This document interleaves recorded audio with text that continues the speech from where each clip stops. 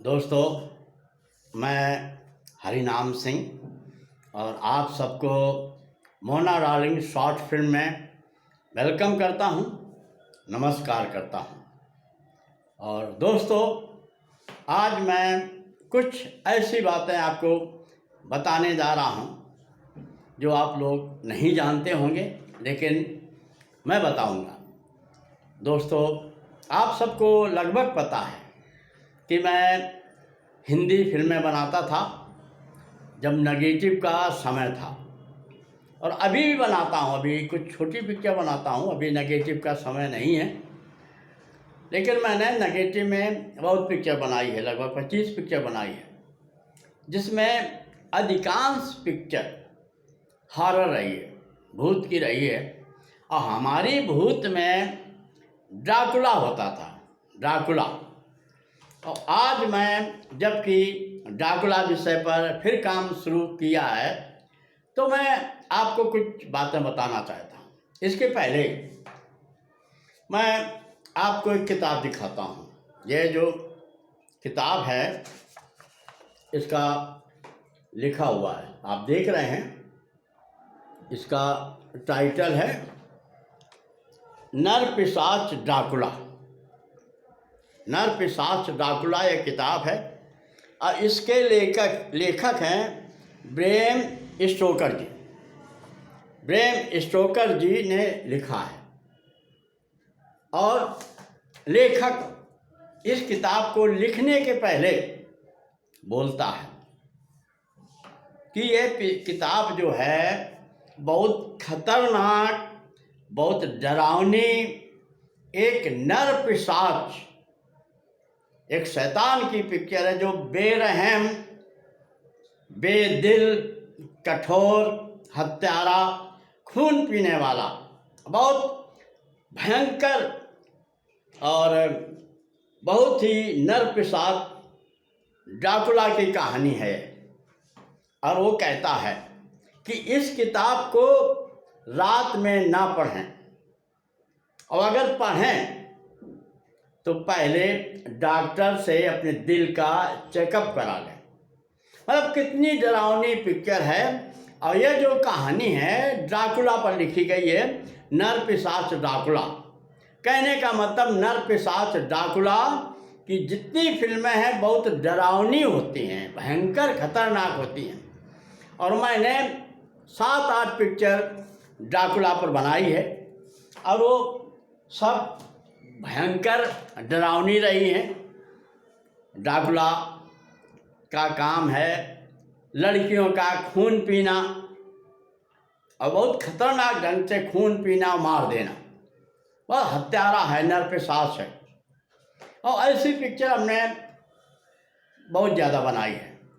लेकिन ड्राकुला की एक अंदर की स्टोरी है, ड्राकुला की एक इन स्टोरी है, उसकी लाइफ में एक अलग स्टोरी है जिसे आप लोग नहीं जानते होंगे।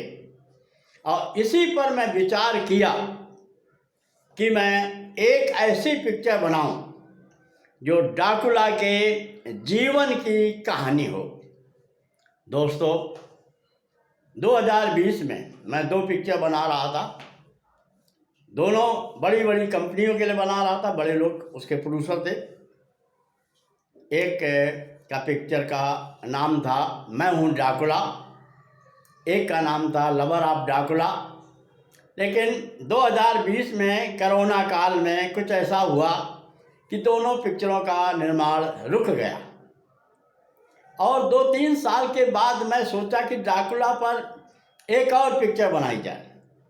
तो 2 कहानी मैं लिख कर किसी को दे चुका था, तो मैंने तीसरा विषय सोचना शुरू किया कि ड्राकुला का वो भाग मैं पिक्चराइज करूं, उस भाग पर पिक्चर बनाऊं जिसको लोग नहीं जानते हैं। और वो भाग था, ड्राकुला एक भयंकर नरपिशाच ही नहीं था, खतरनाक हत्यारा, खून पीने वाला ही नहीं था, वो एक बहुत नरम दिल और प्रेमी था।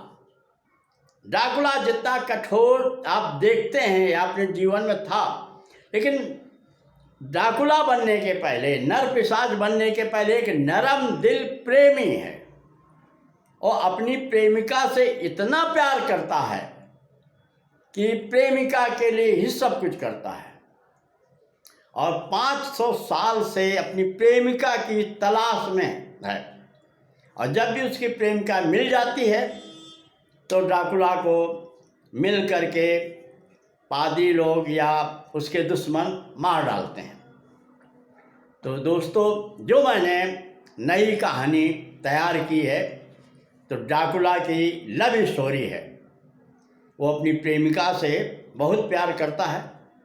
एक्चुअली में ड्राकुला एक राजा के यहाँ सेनापति था और राजा की बेटी से वो प्यार करता था।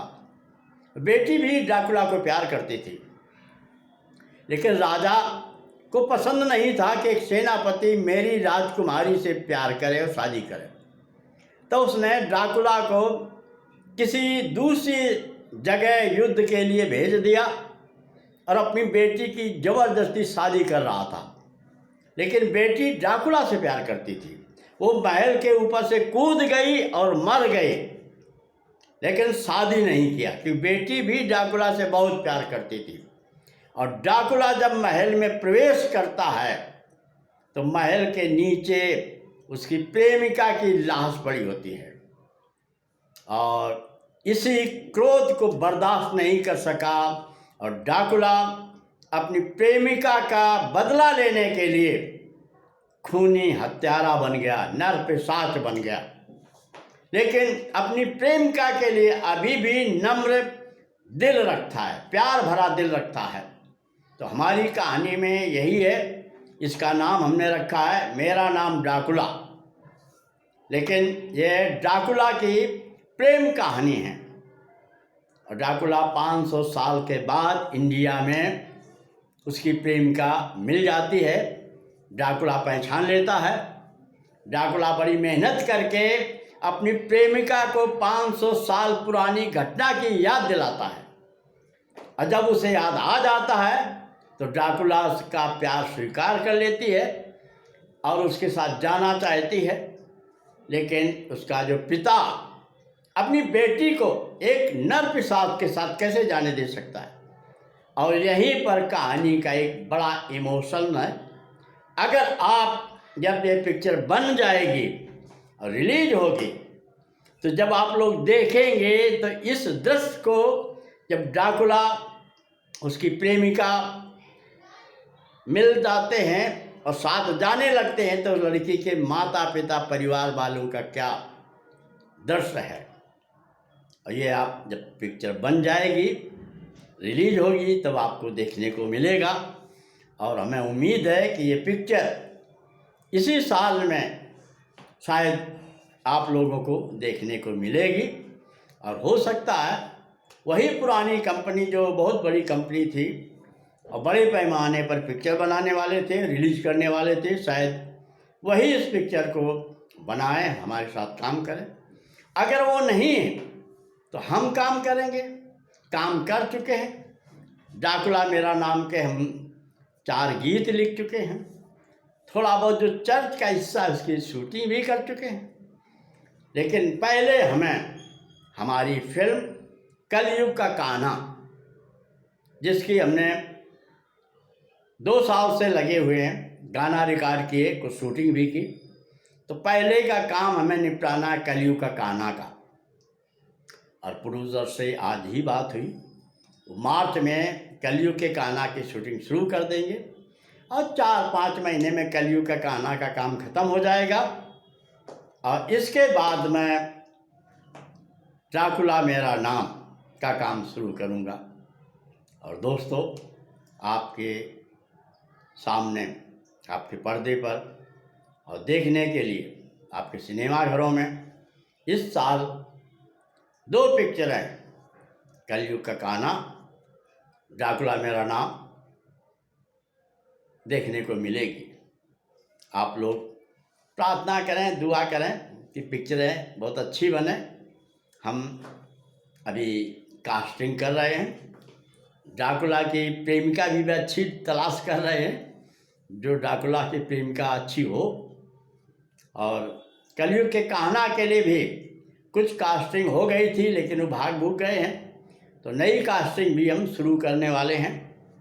और इसके बाद हम फरवरी में रिहर्सल पूरा करेंगे और मार्च में शूटिंग शुरू करेंगे। तो जो हमारे कलाकार हैं जिन्होंने काम किया है और जो काम करने वाले हैं, तो हमसे संपर्क करें, हमारी इन दोनों पिक्चरों के लिए संपर्क करें।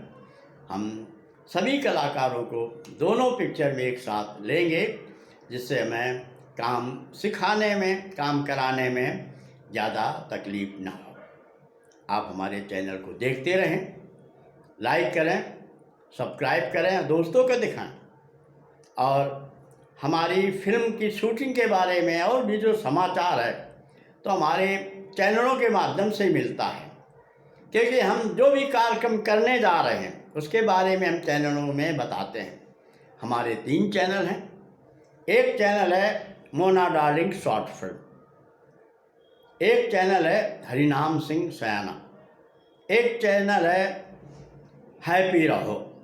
और तीनों चैनल के माध्यम से हम अपने कार्यक्रम के बारे में बताते रहते हैं। आप लोग चैनल को देखते रहें और पिक्चर में अगर काम करते हैं तो हमें मैसेज करें और संपर्क करें। नमस्कार। Have a good night.